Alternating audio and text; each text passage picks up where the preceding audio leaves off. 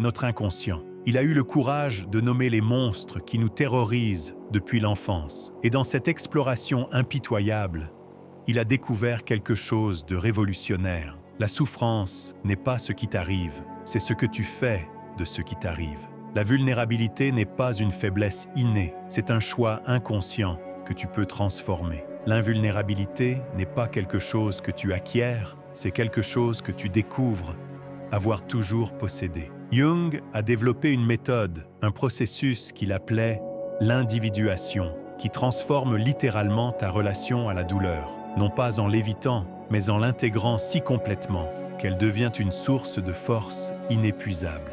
Non pas en construisant des murs plus épais, mais en découvrant que tu n'as jamais eu besoin de murs. Cette technique, quand elle est maîtrisée, rend impossible toute blessure externe. Car comment peut-on blesser quelqu'un qui a fait la paix avec toutes ses blessures? Comment peut-on atteindre quelqu'un qui ne résiste plus à rien? Comment peut-on détruire quelqu'un qui a découvert sa nature indestructible? Pour comprendre cette invulnérabilité jungienne, tu dois d'abord saisir ce qui se passe vraiment quand tu souffres. Jung a découvert que la douleur que tu attribues aux autres vient en réalité de ton propre inconscient. C'est une révélation qui change tout, qui retourne complètement ta compréhension de la souffrance. Premier concept révolutionnaire, la projection. Jung a dit « Tout ce qui nous irrite chez les autres peut nous mener à une meilleure compréhension de nous-mêmes ». Cette phrase, apparemment simple, cache une vérité explosive qui peut révolutionner ta vie. Ce qui te blesse chez les autres, c'est ce que tu refuses de voir en toi. Pense à la dernière fois que quelqu'un t'a vraiment mis en colère. Pense à ce qu'il a dit ou fait qui t'a bouleversé. Maintenant, écoute bien. Cette colère, cette blessure, elle ne venait pas de cette personne. Elle venait d'une partie de toi qui a reconnu quelque chose qu'elle ne voulait pas voir. Quand quelqu'un te traite d'égoïste et que ça te met en rage, ce n'est pas son accusation qui te fait mal.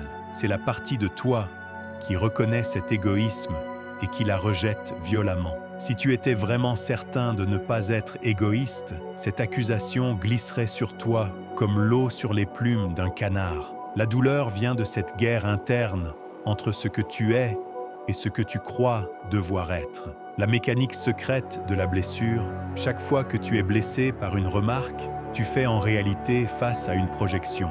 L'autre personne devient un miroir qui te renvoie d'une partie de toi que tu as refoulée dans ton inconscient. Et cette partie refoulée, Jung l'appelait l'ombre. Ton ombre, c'est tout ce que tu as rejeté de toi-même pour être accepté, aimé, valorisé. Tous tes défauts, tes faiblesses, tes désirs inavouables, tes peurs secrètes, tes colères réprimées, tes hontes cachées. Cette partie de toi n'a pas disparu quand tu l'as rejetée. Elle s'est cachée dans ton inconscient, d'où elle continue d'influencer ta vie de manière invisible et puissante. L'ombre est comme un locataire indésirable que tu as enfermé dans la cave de ta psyché. Tu fais semblant qu'il n'existe pas, mais il frappe au mur, il fait du bruit, il empoisonne l'atmosphère. Et chaque fois que quelqu'un fait allusion à sa présence, tu paniques, tu nies, tu attaques. La révélation qui change tout.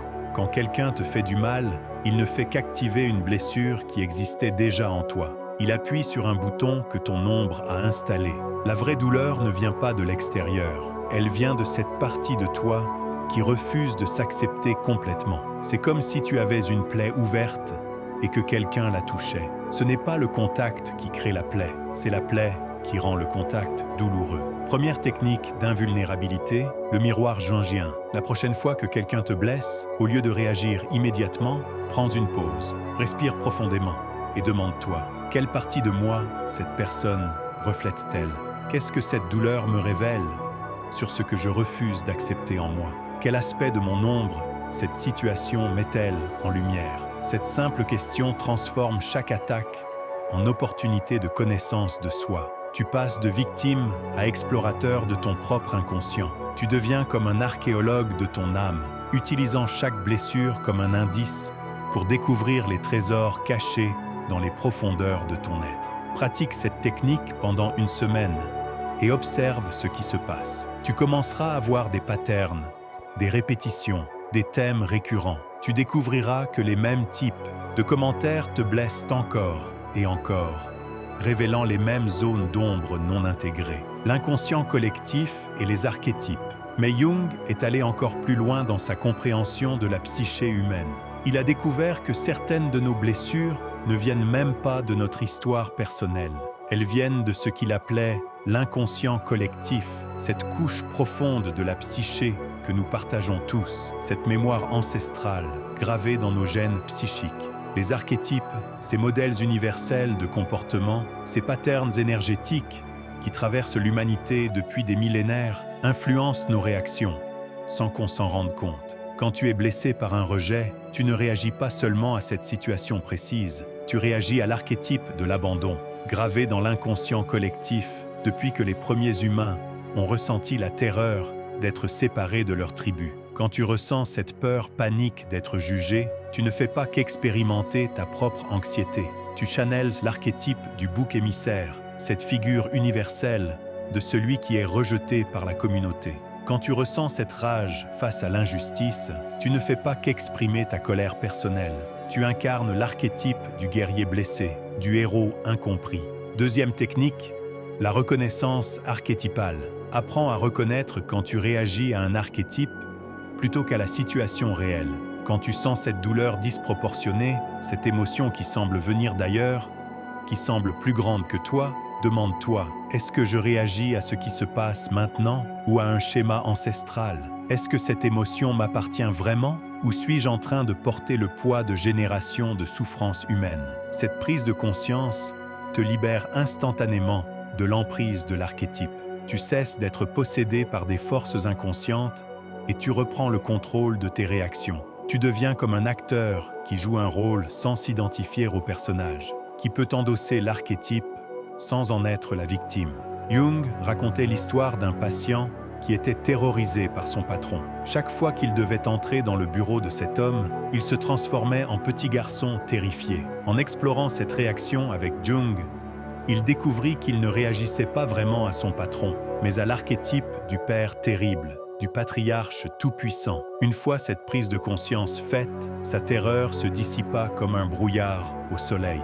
Maintenant, nous entrons dans le cœur de la méthode jungienne, ce que Jung appelait l'individuation, le processus de devenir qui tu es vraiment, en intégrant toutes les parties de toi-même, même les plus sombres, même les plus dérangeantes, même les plus terrifiantes. L'individuation, le chemin vers l'invulnérabilité. Jung a écrit une phrase qui a révolutionné la psychologie. « Je préfère être entier plutôt que bon ». Cette phrase révolutionnaire contient le secret de l'invulnérabilité.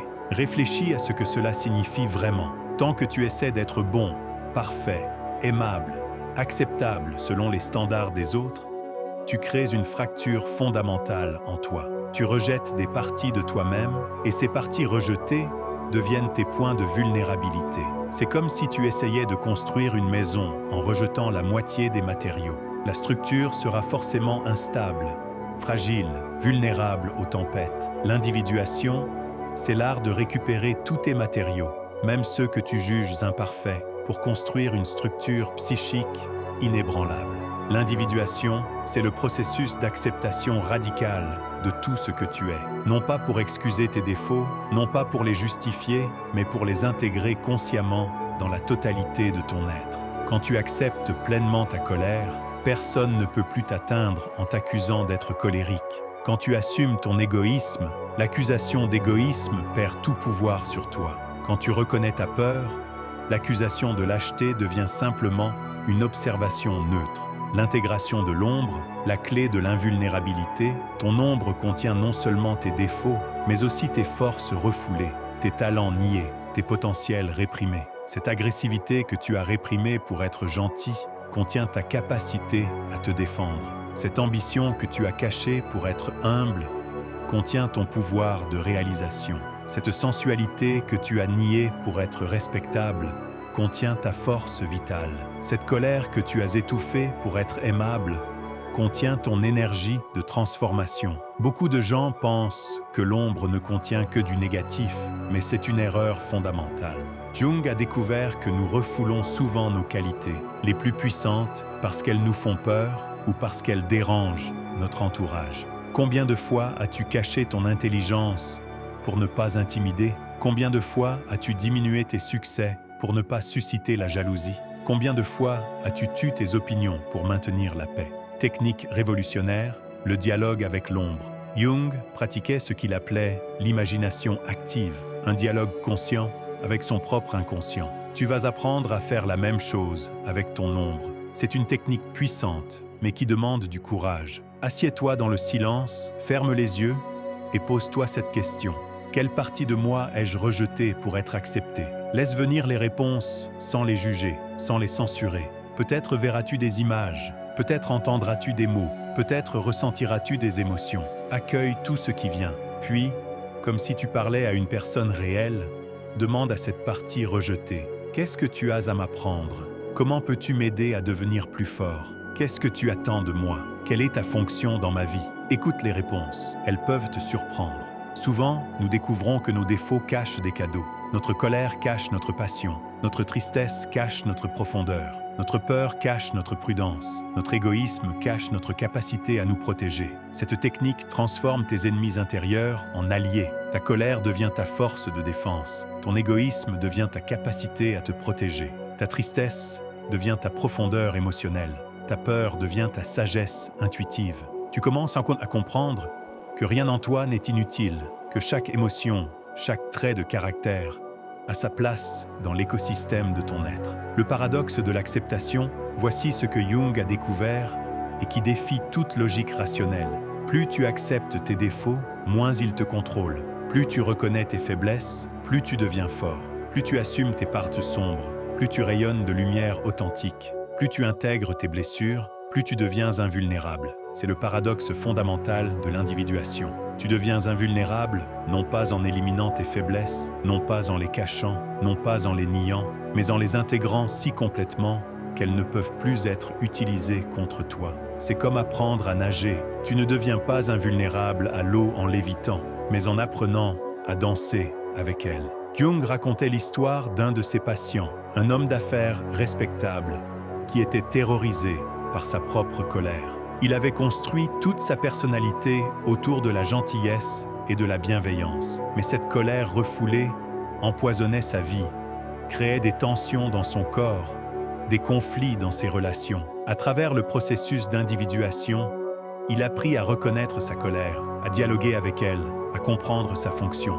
Il découvrit que sa colère était en réalité sa capacité à dire non, à poser des limites, à se protéger. Une fois intégrée, elle devint sa force, pas sa faiblesse. La transformation alchimique. Jung était passionné par l'alchimie médiévale, non pas pour transformer les métaux en or, mais parce qu'il y voyait une métaphore parfaite de la transformation psychologique. L'alchimie jungienne, c'est l'art de transformer tes blessures en sagesse, tes peurs en courage, tes faiblesses en force, ton plomb psychique en or spirituel. Les alchimistes savaient que pour créer l'or, il fallait d'abord accepter de travailler avec les matériaux les plus vils, les plus sombres. De la même manière, pour créer l'or de ta personnalité, pour atteindre cette invulnérabilité dorée, tu dois d'abord accepter de travailler avec les aspects les plus sombres de ton être. Troisième technique, l'alchimie personnelle. Pour chaque douleur que tu ressens, pour chaque blessure qui s'ouvre, pour chaque émotion difficile qui surgit, demande-toi: comment cette expérience peut-elle me transformer? Quelle force puis-je en extraire? Quelle sagesse contient-elle?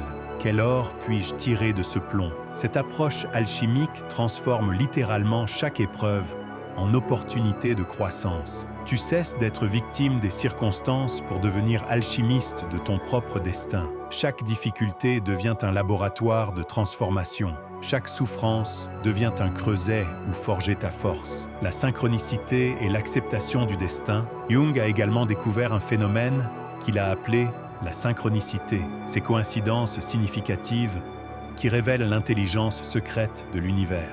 Quand tu es aligné avec ton processus d'individuation, quand tu acceptes de devenir qui tu es vraiment, les événements extérieurs commencent à soutenir ta transformation plutôt qu'à la contrarier. C'est comme si l'univers conspirait pour t'aider à grandir. Les bonnes personnes apparaissent au bon moment. Les bonnes opportunités se présentent. Même les difficultés arrivent exactement quand tu es prêt à les affronter et à en tirer des leçons. Même les attaques des autres deviennent des synchronicités qui t'apportent exactement ce dont tu as besoin pour grandir. Cette critique qui te fait mal révèle exactement l'aspect de ton ombre que tu es prêt à intégrer. Ce rejet qui te brise le cœur t'enseigne exactement la leçon d'amour-propre que tu dois apprendre. Tu ne subis plus les événements, tu danses avec eux dans une chorégraphie cosmique de croissance et de transformation. Nous arrivons maintenant au niveau le plus profond de la transformation jungienne. Au-delà de l'intégration de l'ombre, au-delà de la réconciliation avec tes défauts, Jung a découvert quelque chose d'encore plus révolutionnaire, l'émergence du soi, cette instance supérieure qui transcende tous tes complexes et toutes tes identifications. Les complexes, ces tyrans invisibles. Avant d'aller plus loin, tu dois comprendre ce que Jung a appelé les complexes. Ce sont ces groupes autonomes d'émotions, d'images et de souvenirs qui fonctionnent comme des personnalités secondaires dans ton inconscient. Tu as un complexe d'abandon, un complexe d'infériorité, un complexe de pouvoir, un complexe de perfectionnisme.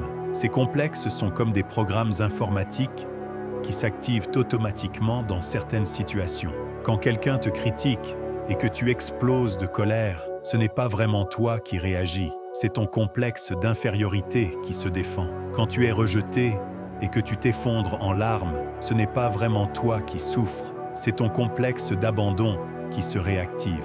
Quand tu réussis quelque chose et que tu deviens arrogant, ce n'est pas vraiment toi qui triomphe, c'est ton complexe de supériorité qui prend le contrôle. Ces complexes fonctionnent comme des entités autonomes. Ils ont leurs propres émotions, leurs propres pensées, leurs propres réactions.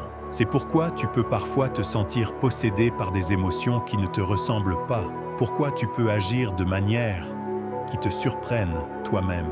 Jung racontait l'histoire d'une patiente qui était normalement douce et timide, mais qui devenait une furie chaque fois qu'elle se sentait critiquée. Ce n'était pas sa personnalité consciente qui réagissait, c'était un complexe maternel blessé qui prenait possession de sa conscience. La découverte révolutionnaire, Jung a réalisé quelque chose de fondamental qui change tout.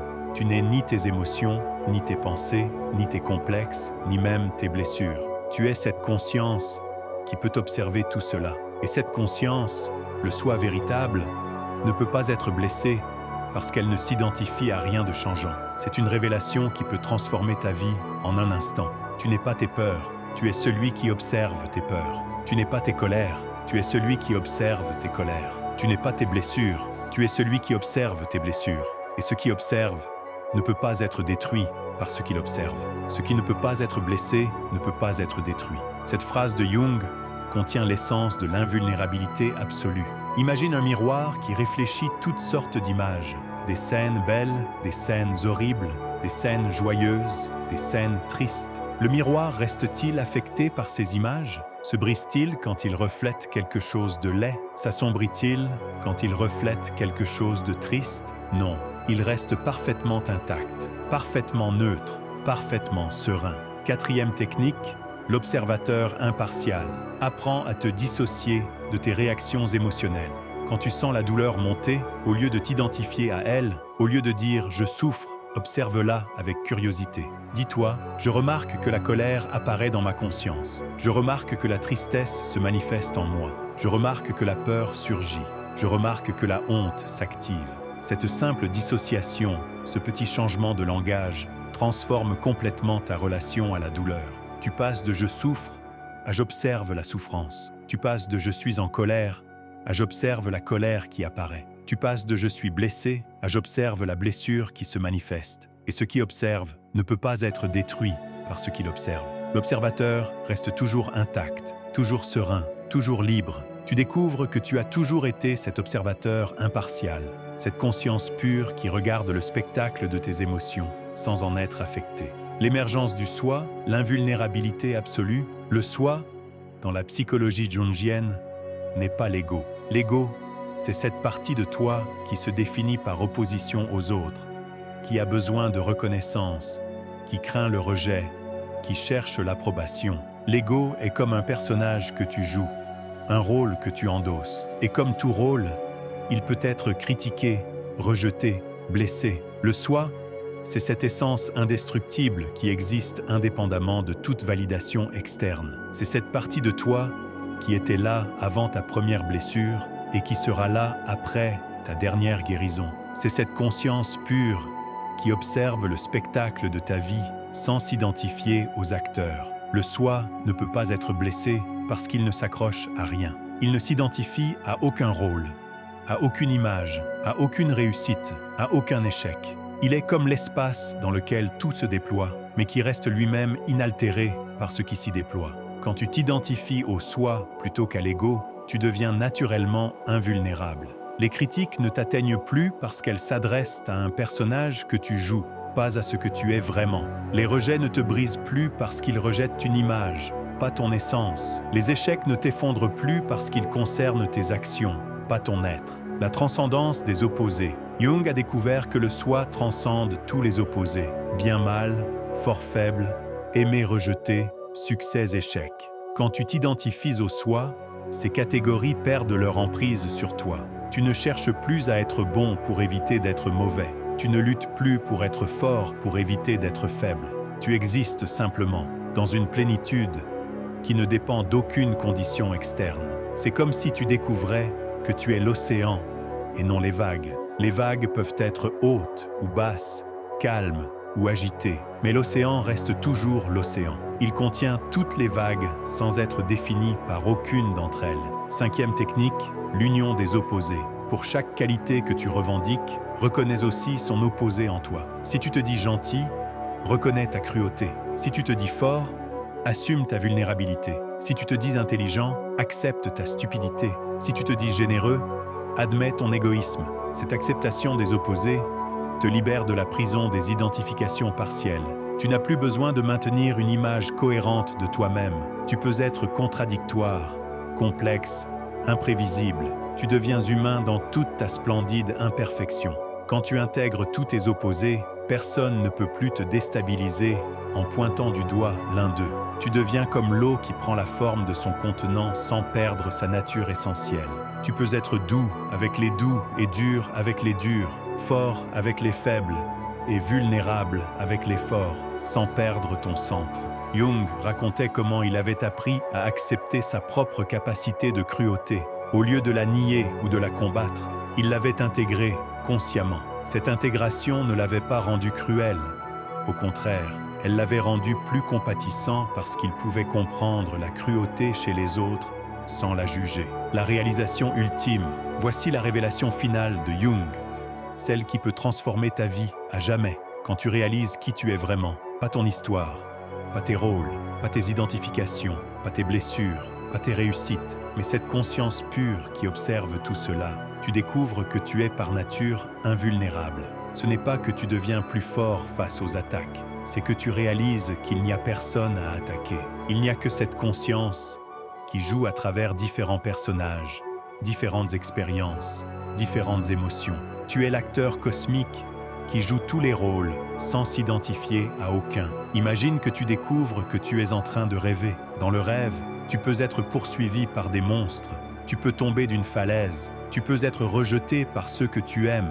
Mais une fois que tu réalises que c'est un rêve, ces événements perdent leur pouvoir de te terroriser. Tu peux même choisir de continuer le rêve, mais tu sais que rien de ce qui arrive dans le rêve ne peut vraiment t'atteindre. L'individuation, c'est cette prise de conscience que la vie ordinaire, avec toutes ses drames et ses souffrances, est comme un rêve cosmique. Tu peux continuer à y participer, à jouer ton rôle, à ressentir des émotions, mais tu sais que ton essence véritable reste intouchable.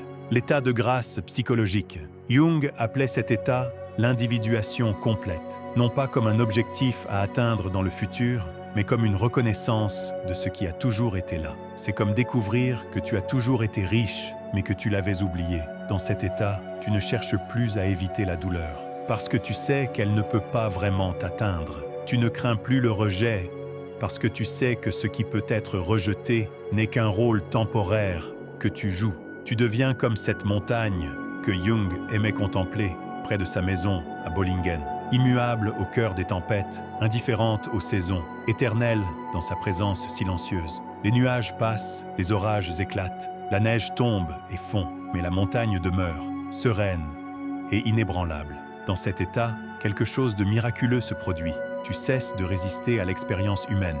Puisque tu sais que rien ne peut vraiment t'atteindre, Tu peux t'ouvrir complètement à tout ce que la vie t'offre. Tu peux aimer sans peur d'être blessé. Tu peux créer sans peur d'échouer. Tu peux t'exprimer sans peur d'être jugé. C'est le paradoxe final de l'invulnérabilité jungienne. En devenant invulnérable, tu deviens paradoxalement plus ouvert, plus sensible, plus humain. C'est comme si, en découvrant que tu ne peux pas te noyer, tu apprenais enfin à nager librement dans l'océan de l'existence. Les manifestations pratiques de l'invulnérabilité. Quand tu atteins cet état, certains changements deviennent évidents dans ta vie quotidienne. Les critiques cessent de te déstabiliser. Tu peux les entendre, les considérer, en tirer des leçons si elles sont justifiées, ou simplement les laisser passer si elles ne te concernent pas. Tu n'as plus ce réflexe de défense automatique, cette contraction instantanée face à toute forme de remise en question. Les rejets perdent leur venin. Être rejeté en amour, en amitié, cesse d'être vécu comme une condamnation de ta valeur. Tu comprends que le rejet parle davantage de la personne qui rejette, de ses peurs, de ses besoins, de ses blessures, que de toi-même. Tu peux ressentir de la tristesse, de la déception, mais pas cette douleur existentielle qui te faisait douter de ta valeur. Les échecs deviennent des informations neutres. Au lieu de les vivre comme des preuves de ton inadéquation, tu les reçois comme des données sur ce qui fonctionne et ce qui ne fonctionne pas. Tu peux être déçu par un échec sans être détruit par lui.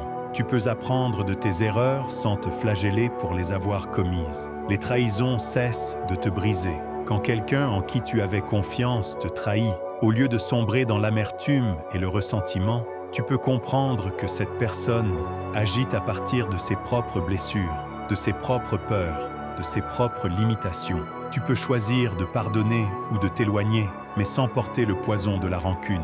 Mais attention, et c'est crucial de comprendre cela, cette invulnérabilité ne te rend pas indifférent ou insensible. Tu continues de ressentir des émotions, parfois même plus intensément qu'avant, mais tu ne t'identifies plus à ces émotions. Tu les accueilles comme des visiteurs qui passent dans la maison de ta conscience. Tu peux pleurer sans être la tristesse. Tu peux être en colère sans être la colère. Tu peux avoir peur sans être la peur. Les émotions traversent ton être comme les nuages traversent le ciel, sans laisser de traces permanentes. Jung décrivait cet état comme celui d'un homme qui regarde un orage depuis l'intérieur d'une maison solide. Il peut apprécier la beauté dramatique de la tempête, sentir l'excitation de sa puissance, sans craindre d'être emporté par elle. Il participe au spectacle sans en être la victime. L'amour sans attachement. Dans cet état d'invulnérabilité, ta capacité d'aimer se transforme radicalement. Au lieu d'aimer par besoin, par peur de la solitude, par désir de possession, tu aimes par plénitude. Ton amour devient un cadeau que tu offres librement, sans attendre de retour, sans condition. Tu peux aimer quelqu'un profondément, tout en acceptant qu'il puisse choisir de ne pas t'aimer en retour. Tu peux t'investir dans une relation, tout en sachant qu'elle pourrait se terminer. Cette capacité d'aimer sans attachement névrotique rend tes relations plus authentiques, plus libres, plus nourrissantes. La créativité sans peur. Ton expression créative se libère également. Plus besoin de plaire à tout prix, plus besoin de correspondre aux attentes des autres, plus besoin de te conformer à des standards extérieurs. Tu peux créer à partir de ton centre authentique, exprimer ce qui demande à être exprimé à travers toi. Cette liberté créative peut être dérangeante pour ceux qui préfèrent la prévisibilité, mais elle est essentielle pour ton épanouissement. Tu deviens un canal pour quelque chose de plus grand que ton ego personnel. Mais attention, cette invulnérabilité jungienne exige un sacrifice que peu sont prêts à consentir. Ce n'est pas un chemin pour les faibles de cœur, pour ceux qui cherchent des solutions rapides ou des consolations bon marché. Tu devras mourir à qui tu croyais être. Cette image de toi que tu as soigneusement construite au fil des années, cette personnalité que tu as perfectionnée pour être aimée, cette identité qui définit ta valeur aux yeux du monde, tout cela doit être offert sur l'autel de la transformation. C'est une mort symbolique, mais très réelle, très douloureuse. Tu affronteras la terreur de l'inconnu. Quand tu lâches tes identifications familières, quand tu cesses de te définir par tes rôles, tes succès, tes relations, tes possessions, il y a un moment de vide terrifiant, un abîme où tu ne sais plus qui tu es, où toutes tes références s'effondrent. C'est ce que Jean de la Croix appelait la nuit noire de l'âme et que Jung a lui-même traversé lors de sa confrontation avec l'inconscient. Cette phase peut durer des mois, parfois des années. C'est une période où tu te sens suspendu entre deux mondes, l'ancien monde de tes identifications qui s'effritent et le nouveau monde de ton être authentique qui n'a pas encore émergé. Cette incertitude peut être angoissante pour ceux qui ont besoin de contrôler, de prévoir, de se rassurer. La solitude de l'individué. Jung lui-même a vécu cette solitude profonde. Quand tu cesses de jouer les jeux émotionnels des masses, quand tu ne réagis plus selon les patterns attendus, quand tu refuses de participer au drame collectif, certaines personnes ne savent plus comment t'approcher. Tu deviens étrange pour ceux qui vivent encore dans l'illusion de la vulnérabilité. Ton calme face aux tempêtes les dérange. Ta sérénité face au drame les inquiète. Ton refus de te laisser manipuler émotionnellement les frustre. Tu deviens imprévisible, impossible à contrôler, et cela peut effrayer ceux qui ont besoin de prévisibilité pour se sentir en sécurité. Cette solitude n'est pas de l'isolement. Tu peux être entouré de gens et te sentir seul, ou être physiquement seul et te sentir connecté à l'univers entier. C'est la solitude de celui qui a découvert son centre et qui n'a plus besoin de validation externe pour exister. Le fardeau de la responsabilité absolue. Quand tu réalises que personne ne peut vraiment te blesser, quand tu comprends que toute ta souffrance vient de ta résistance à ce qui est, tu ne peux plus blâmer qui que ce soit pour tes souffrances. Tu deviens l'unique créateur de ton expérience, l'unique responsable de tes réactions, l'unique architecte de ton bonheur ou de ton malheur. Cette liberté peut être écrasante. Il est parfois plus confortable de se sentir victime, de pouvoir pointer du doigt les coupables de nos malheurs. Quand tu réalises que tu es l'unique créateur de ton expérience, tu perds le luxe de la plainte, le confort de la victimisation. Et le plus difficile, tu devras renoncer au statut de victime. Cette position qui te donnait de l'attention, de la compassion, qui justifiait tes échecs, qui expliquait tes difficultés. Quand tu deviens invulnérable, tu perds aussi ces bénéfices secondaires de la vulnérabilité. Tu ne peux plus utiliser tes blessures comme excuse, tes traumatismes comme justification. Certaines personnes de ton entourage peuvent même mal vivre ta transformation. Elles étaient habituées à te consoler, à te protéger, à se sentir utiles face à ta vulnérabilité. Ton invulnérabilité peut les désorienter, leur donner l'impression de perdre leur rôle dans ta vie. Mais cette transformation, mon ami, t'offre quelque chose que peu d'êtres humains connaissent, la paix inébranlable de celui qui s'est enfin trouvé. Tu atteindras cette sérénité que Jung appelait l'individuation, non pas l'absence d'émotions, mais la capacité de les traverser sans en être possédé, sans en être la victime. Tu ressentiras encore la tristesse quand quelque chose de triste arrive, la colère quand quelque chose d'injuste se produit, la peur quand tu fais face à l'inconnu. Mais ces émotions passeront à travers toi comme le vent à travers les arbres. Elles ne te définiront plus, ne te contrôleront plus, ne te détruiront plus. Tu développeras cette présence magnétique des êtres accomplis, cette aura de ceux qui ne cherchent rien, qui ne craignent rien, qui acceptent tout ce que la vie leur apporte. Les gens sentiront cette complétude sans comprendre d'où elle vient. Ils seront attirés par cette paix que tu incarnes, cette force tranquille qui émane de ton être. Tu deviendras inaltérable, non pas dur comme une pierre, mais fluide comme l'eau qui contourne tous les obstacles, sans perdre sa nature essentielle. Les critiques ne t'atteindront plus parce qu'elles confirmeront simplement ce que tu sais déjà de toi, ou te révéleront des aspects que tu peux choisir d'explorer. Les compliments ne t'enfleront plus parce que tu n'auras plus besoin de validation externe pour savoir qui tu es. Et voici le plus beau cadeau de cette transformation. Tu découvriras cette joie inconditionnelle que Jung appelait la béatitude de l'être. Cette joie qui ne dépend d'aucune circonstance extérieure, qui ne nécessite aucune condition particulière, qui jaillit de la simple reconnaissance de ce que tu es vraiment. Cette joie n'est pas l'euphorie temporaire qui suit un succès ou un plaisir. C'est une paix profonde, un contentement fondamental, une satisfaction existentielle qui vient de la réconciliation avec toi-même. Tu découvres que le bonheur que tu cherchais partout autour de toi était en réalité en toi depuis le début. Tu cesseras de subir la vie pour commencer à la danser. Car quand on ne peut plus être blessé, quand on n'a plus rien à perdre, parce qu'on a tout trouvé en soi, tout devient jeu, tout devient créativité, tout devient possibilité d'expression et d'amour. La vie cesse d'être un combat pour devenir une danse. Les obstacles deviennent des partenaires de danse. Les défis deviennent des invitations à grandir. Les relations deviennent des opportunités d'aimer et d'apprendre. Même les fins deviennent des nouveaux commencements. Si tu es arrivé jusqu'ici, si tu as écouté ces mots pendant tout ce temps, c'est que ton âme reconnaît cette possibilité qui sommeille en toi. Cette capacité d'invulnérabilité n'est pas quelque chose que tu dois acquérir de l'extérieur, c'est quelque chose que tu dois découvrir à l'intérieur. Tu l'as toujours possédé, mais tu l'avais oublié sous les couches de conditionnement, de peur, de blessures non guéries. Mais regarder cette vidéo ne suffit pas. Comprendre intellectuellement ces concepts ne suffit pas. L'individuation jungienne exige un engagement total, une participation complète de ton être. Ce n'est pas un processus que tu peux faire à mi-temps en gardant un pied dans l'ancien monde de tes identifications. Si cette révélation a touché le centre de ton être, si tu sens que tu es prêt à entreprendre ce voyage vers l'invulnérabilité, si tu es fatigué d'être otage de tes propres réactions émotionnelles, prouve-le maintenant. Commente ci-dessous « Je choisis l'individuation ».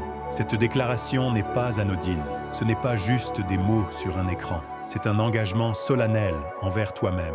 C'est le moment où tu acceptes de mourir à qui tu croyais être pour renaître à qui tu es vraiment. C'est l'instant où tu passes de la réaction à l'action, de la victimisation à la responsabilité, de la vulnérabilité à l'invulnérabilité.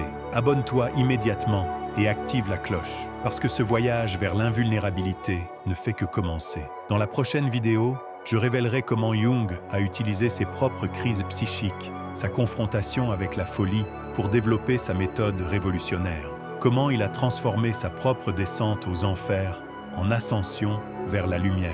Et voici ton premier exercice d'individuation, ton premier test de courage. Identifie aujourd'hui même une critique qui t'a récemment blessé. Pas n'importe quelle critique, mais celle qui t'a vraiment fait mal, qui t'a tenu éveillé la nuit, qui t'a fait douter de toi.